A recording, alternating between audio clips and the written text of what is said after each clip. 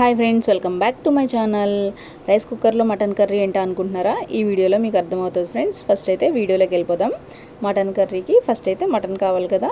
So 1/2 kg mutton అయితే తీసుకొని మంచిగా క్లీన్ చేసేసుకొని పక్కన పెట్టేసుకోవాలి. దీంట్లోకి మసాలా పేస్ట్ కోసం ధనియాలు, జీలకర్ర, గసగసాలు 1 టీ స్పూన్ చొప్పున వేసుకోవాలి. దాల్చిన చెక్క, యాలకులు, లవంగాలు, ఎండు కొబ్బరి కూడా వేసుకొని, మిరియాలు కూడా వేసుకొని డ్రై ఫ్రై చేసుకోవాలన్నమాట. డ్రై ఫ్రై చేసుకొని పక్కన పెట్టేసుకోవాలి, చల్లారబెట్టాలి. అది చల్లారుతూ ఉండగా మనం కుక్కర్ పెట్టేసుకోవాలన్నమాట.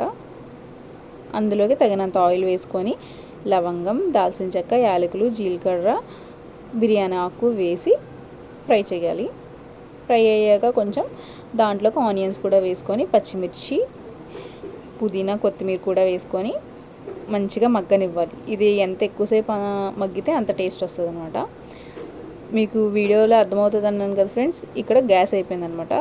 సో అందుకు రైస్ కుక్కర్లోకి షిఫ్ట్ చేసాము ఈ కర్రీని. రైస్ కుక్కర్లోకి ఇదంతా వేసేసి అందులో అల్లం వెల్లుల్లి పేస్ట్, పసుపు వేసి కొంచెం సేపు మగ్గనిచ్చేసి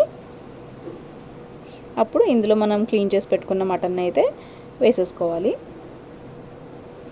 వేసేసుకొని మొత్తం తిప్పేసి ఒకసారి క్లోజ్ చేసేయాలన్నమాట. అలా మధ్య మధ్యలో తీసుకుని కలుపుతూ ఉండాలి, ఎందుకంటే రైస్ కుక్కర్లో కాబట్టి అడుగు పట్టేస్తూ ఉంటుంది. మనం ఆల్రెడీ డ్రై చేసుకున్న ఈ ఉన్నాయి కదా మసాలా పేస్ట్కి, అది పేస్ట్ చేసేసుకొని పక్కన పెట్టుకోవాలి. ఇప్పుడు ఇది తీసుకొని మొత్తం కలిపేసి ఒకసారి దీంట్లో తగినంత కారం వేసుకోవాలి. 2 స్పూన్స్ అయితే కారం వేసాము.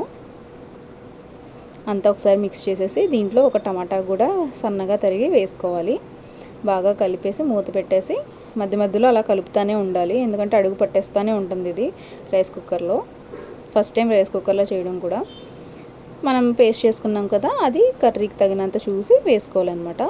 వేసుకొని మళ్ళీ మూత పెట్టేయాలి. దీంట్లో వాటర్ వస్తుంది కదా ఫ్రెండ్స్, ఆ వాటర్లో ఉడకాలన్నమాట అది. అప్పుడు ఆ మసాలాలన్నీ కూడా మంచిగా ఈ పీసెస్కి పడుతుంది. అప్పుడు ఆ వాటర్ అంతా అయిపోయాక దానికి తగినంత వాటర్ మనం వేసుకొని కుక్ చేసుకోవాలన్నమాట. ఇలా మధ్య మధ్యలో కలుపుతూ చూసుకుంటూ ఫైనల్గా అయితే కర్రీ అయిపోయింది. మంచిగా కుక్ అయింది. మటన్ కూడా బాగానే అయింది, కాకపోతే చూసుకుంటూనే ఉండాలి. చూడండి, కొంచెం అక్కడక్కడ అడుగు పట్టిందనమాట. సో మటన్ కర్రీ అయితే రెడీ ఫ్రెండ్స్. మీకు కూడా ఎప్పుడైనా సడన్గా గ్యాస్ అయిపోతే రైస్ కుక్కర్ ఇంట్లో ఉంటే ఇలా ట్రై చేయండి friends. Thanks for watching friends. Bye.